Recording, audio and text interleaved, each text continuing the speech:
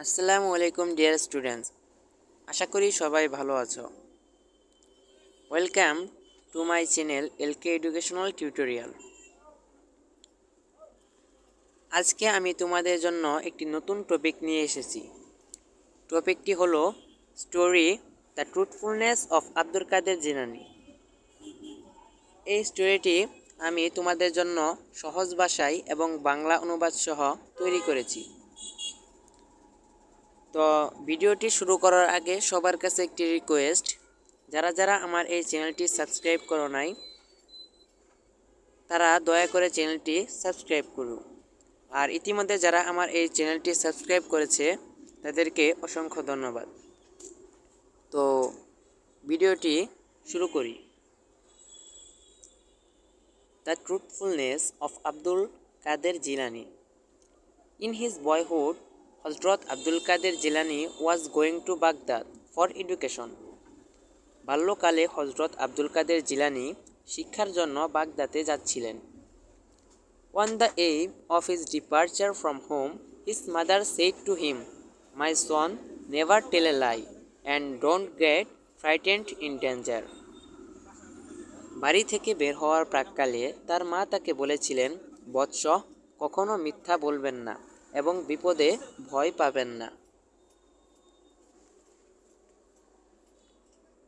Baghdad was far away from his home. Baghdad তার বাড়ি থেকে যার দূর ছিল। He began his journey in the company of a band of merchants. সে শুরু করেছিল বণিকদের একটি ব্যান্ডের সাথে তার যাত্রা। The way was infested with robbers. পথে ছিল ডাকাতদের উপদ্রব। After 5 days, a gang of robbers fell upon the travelers. 5 দিন পর একদল ডাকাত যাত্রীদের উপর ঝাঁপিয়ে পড়ে। One of the robbers caught hold of the boy. অন্যতম ডাকাতরা ছেলেটিকে ধরে ফেলে। The gang leader saw it and said, "Let the boy go." Gang leader এটা দেখে বলল, ছেলেটাকে যেতে দাও।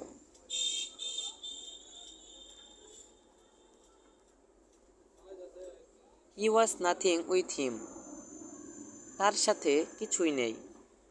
At this the boy said, "No, you are wrong.